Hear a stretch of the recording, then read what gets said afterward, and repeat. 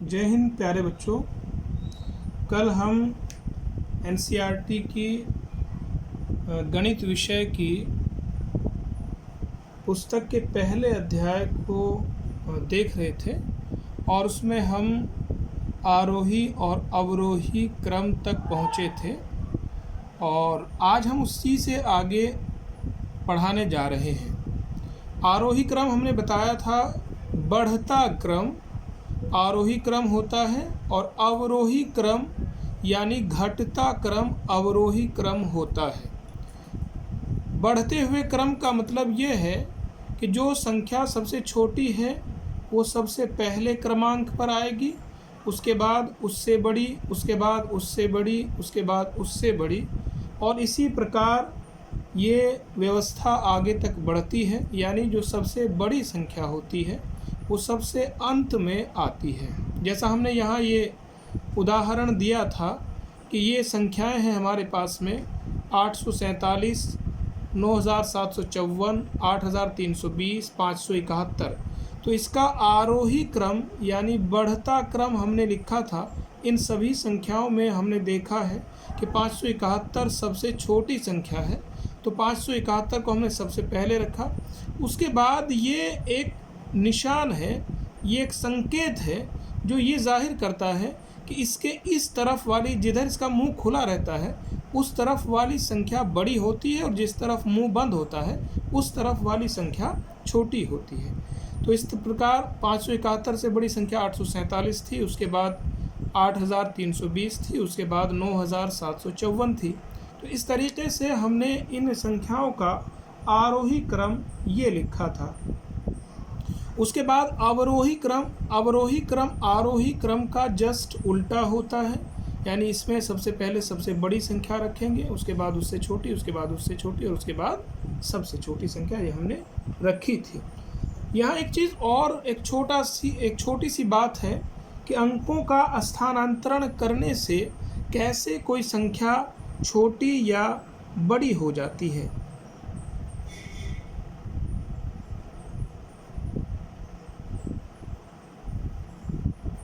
देखिएगा, अब हमारे पास में एक संख्या फॉर एग्ज़ाम्पल 138 है।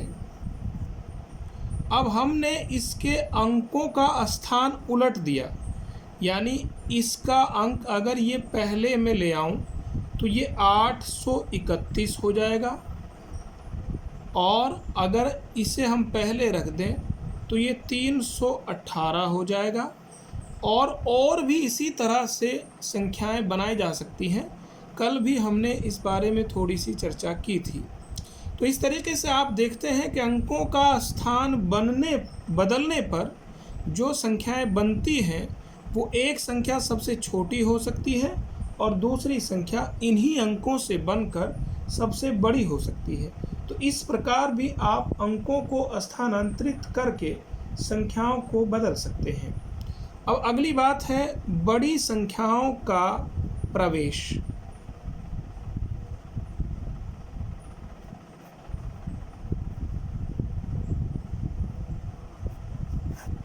प्यारे बच्चों, आपने 1 से 9 तक की संख्याएं सबसे शुरुआत में आपको वही बताई जाती हैं, लेकिन जब हम 9 पर पहुंचते हैं तो 9 में जैसे ही हम 1 जोड़ते हैं तो वो संख्या क्या हो जाती है, वो 10 हो जाती है। यहाँ से आपको ये पता चलता है कि एक अंक की जो बड़ी संख्या है, सबसे बड़ी संख्या है, वो कितनी है, 9 है। 9 में अगर 1 हमने और जोड़ दिया तो वो संख्या 10 हो जाती है, और इस 10 संख्या में 2 अंक हैं। तो यहाँ से आपको ये बात पता चली कि एक अंक की सबसे बड़ी संख्या 9 है तो 2 अंकों की सबसे छोटी संख्या 10 हो जाती है। यानी कि अगर किन्हीं अंकों की सबसे बड़ी संख्या में हम 1 जोड़ दें तो जो अगली संख्या प्राप्त होगी वो उससे ज़्यादा अंकों की सबसे छोटी संख्या होगी। जैसे 99 है जो 2 अंकों की सबसे बड़ी संख्या है, अगर इसमें आप 1 जोड़ देते हैं तो ये 3 अंकों की सबसे छोटी संख्या हो जाती है। इसी प्रकार से आप 999 कर सकते हैं। इसमें अगर आप 1 जोड़ें तो ये भी 1000 हो जाएगा, यानी ये 4 अंकों की सबसे छोटी संख्या हो जाएगी। इसी प्रकार अगर हम 4 अंकों की सबसे बड़ी संख्या यानी 9999 में 1 जोड़ दें तो ये संख्या हमें प्राप्त हो जाती है 10,000, और ये 5 अंकों की सबसे छोटी संख्या होगी। उसी प्रकार अगर हम 5 अंकों की सबसे बड़ी संख्या यानी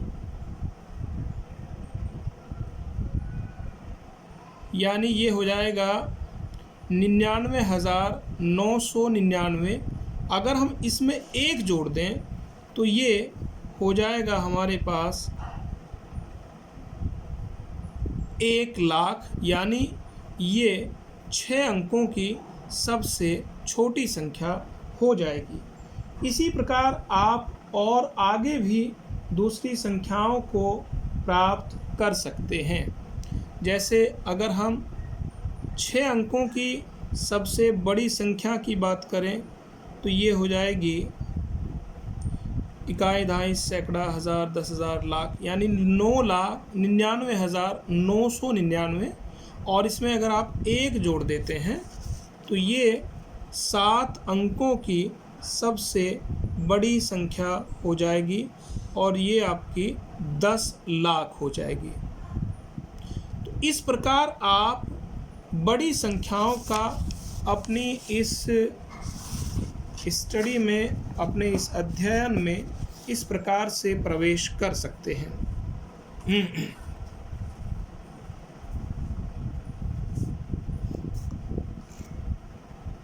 अगला एक बिंदु आता है स्थानीय मान, और मुझे पूरा यकीन है कि आप सब बच्चे इसके बारे में परिचित होंगे।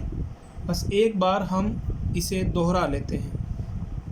मिसाल के तौर पर आपके पास एक संख्या है 58।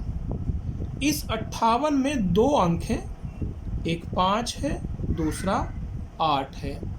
तो अगर हम स्थानीय मान निकालते थे तो 8 का स्थानीय मान क्या हो जाएगा? 8 ही रहेगा, चूँकि ये इकाई के अंक पर स्थित है। दूसरा 5 है तो ये 5 से इधर इकाई, दहाई, यानी कि 5 का स्थानीय मान अगर आप निकालेंगे तो दहाई के अंक पर है, तो इसलिए इसका स्थानीय मान 50 हो जाएगा और इसका स्थानीय मान 8 हो जाएगा। इसी प्रकार आप आगे भी बढ़ सकते हैं। अगर हम 263 की बात करें तो इसे आप ऐसे लिख सकते हैं 200 जमा 60 जमा 3, यानी इसे अगर आप चाहें 2 गुना 100 जमा 6 गुना 10 जमा 3। तो इसका मतलब ये हुआ कि ये जो 2 है ये किसके स्थान पर है? 100 के स्थान पर है। और ये जो 6 है ये किसके स्थान पर है? ये आपका दहाई के स्थान पर है। और ये जो 3 है ये आपका इकाई के स्थान पर है। तो इस प्रकार हम स्थानीय मान निकाल सकते हैं विभिन्न संख्याओं का। इससे बड़ी संख्या भी आप ले सकते हैं। जैसा अगर मैं कहूँ 4,574, तो इसका विस्तार आप ऐसे कर सकते हैं 5 गुना 100 जमा 7 गुना 10 जमा 4। तो यानी कि यहाँ से बिल्कुल स्पष्ट है कि ये इकाई के स्थान पर है, दूसरा दहाई के स्थान पर, तीसरा सैकड़ा के स्थान पर, और तीसरा चौथा हज़ार के स्थान पर। इस प्रकार हम देखेंगे कि इनका स्थानीय मान 4 का हज़ार, 5 का सैकड़ा, 7 का दहाई, और 4 का इकाई हो जाएगा। इसी प्रकार आप आगे भी और बड़ी संख्याओं के स्थानीय मान स्वयं निकाल सकते हैं।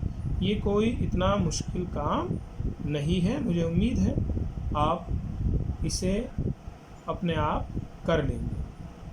उसके बाद में अगला जो पड़ाव है वो ये है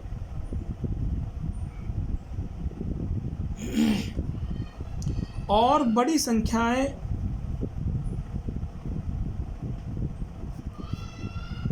पढ़ना लिखना। ये मुझे लगता है कि आपने पहले भी पिछली कक्षाओं में ये सब चीज़ें पढ़ ली होंगी, लेकिन अगर नहीं पढ़ी एक बार हम आपको सिखा देते हैं। जैसे कोई भी संख्या हो उसे पढ़ने का एक तरीका होता है, यानी हमें इधर से चलना होता है। इकाई, दहाई, सैकड़ा, हज़ार, 10,000, लाख, 10 लाख, करोड़, 10 करोड़, इस तरीके से आगे हम जा सकते हैं। ये हो गया इकाई, दहाई, सैकड़ा, हज़ार, 10,000, लाख, 10 लाख, करोड़ और 10 करोड़। और भी संख्याएं हो सकती हैं। जैसा एक संख्या आपकी पुस्तक में दी हुई है 2, 7, 9, 4, 5, 3। तो इस संख्या को आपको पढ़ना है, ये कितनी है। इधर से हम बिंदु लगाएंगे, इकाई, दहाई, सैकड़ा, हज़ार, 10,000, लाख। तो लाख के नीचे 2 अंक हैं, तो इसका मतलब ये हुआ 2 लाख। और ये 79 हज़ार के नीचे है, यानी कि 2,79,000।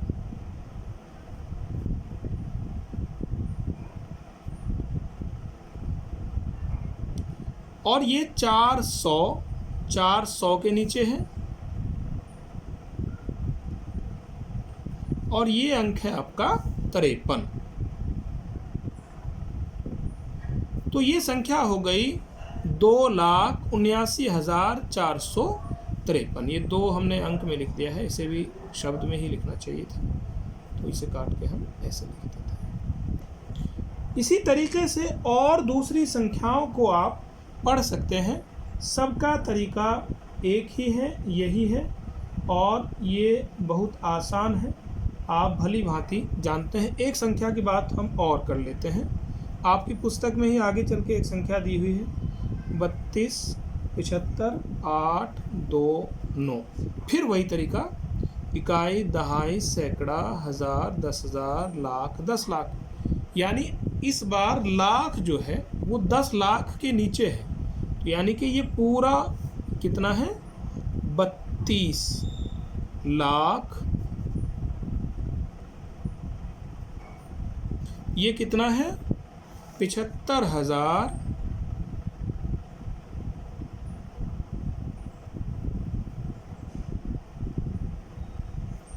और ये है 829।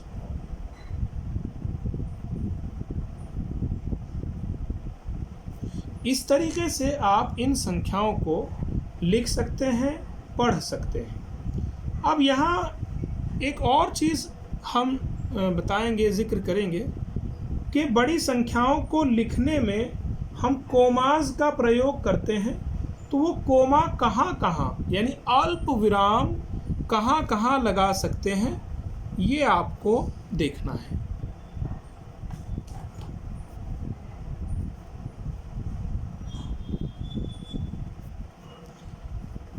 अब तक आपने जो संख्या पद्धति पढ़ी है वो संख्यांकन की भारतीय पद्धति है, इंडियन सिस्टम ऑफ न्यूमरेशन है।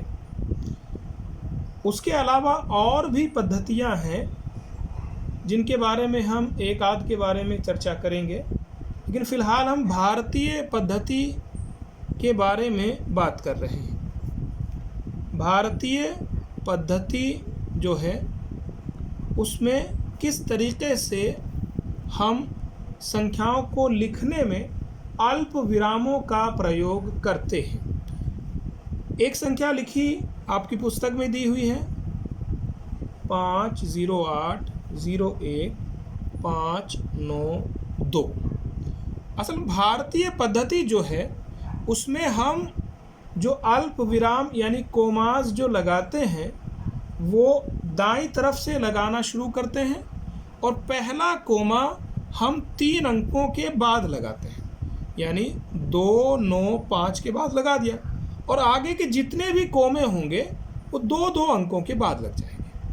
तो इसका मतलब ये हुआ कि हम पहला कोमा जो लगाएंगे वो इकाई दहाई सैकड़ा, यानी पहला कोमा सैकड़ा पर लगाया, फिर दूसरा 1000 10,000 यानी दूसरा जो कोमा है वो 1000 पर लगाया, तीसरा लाख 10 लाख यानी लाख पर लगाया और अगला कोमा जो लगेगा वो करोड़ पर लग जाएगा, उससे अगला करोड़ का मतलब 10 करोड़।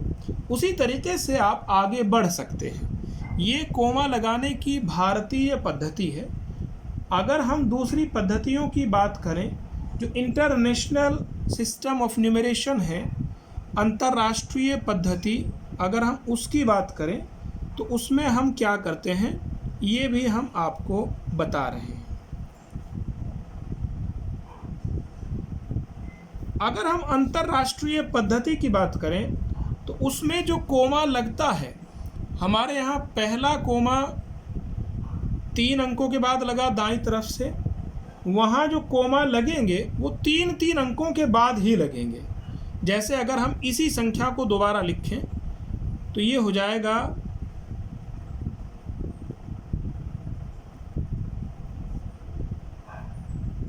1 यानी दाईं तरफ से 3 अंकों के बाद कोमा लगाएंगे ये, और 3-3 अंकों के बाद ही कोमा लगता चला जाएगा। असल में यहाँ जो पद्धति है उसमें पहला कोमा जो लगाया हमने वो सैकड़ा यानी 100 पर लगाया और दूसरा जो कोमा लगाया, ये दूसरा कोमा यहाँ जो हम लगा रहे हैं वो दूसरा कोमा लगा रहे हैं इकाई दहाई सैकड़ा 1000 10,000 लाख, यानी कि ये दूसरा कोमा मिलियन पर लगाते हैं। असल में यहाँ सैकड़े के बाद इस पद्धति में मिलियन होता है, यानी कि अगर हम इसी संख्या की बात करें तो ये संख्या पढ़ी जाएगी 50,801,592। जैसा यहाँ हमारे यहाँ अगर हम इस पद्धति की बात कर रहे थे तो इसमें ये सैकड़ा था, उसके बाद ये 1000 था, उसके बाद ये लाख था, उसके बाद ये करोड़ था, इस तरीके से था।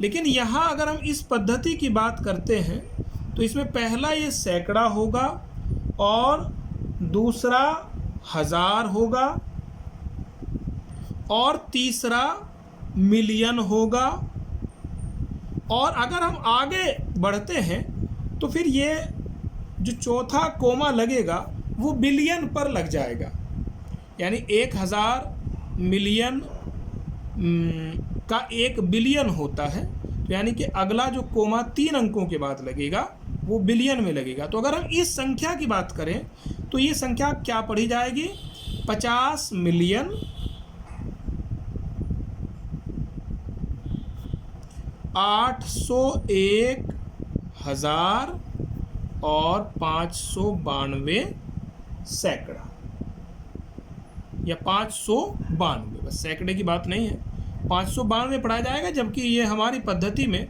5,08,01,592 पढ़ा जाता है। इसी प्रकार आप आगे की संख्याओं को देख सकते हैं। ये हमने भारतीय और अंतर्राष्ट्रीय दोनों पद्धतियों में किस प्रकार से हम संख्याओं में अल्प विराम का प्रयोग करते हैं उसे हमने बताया है।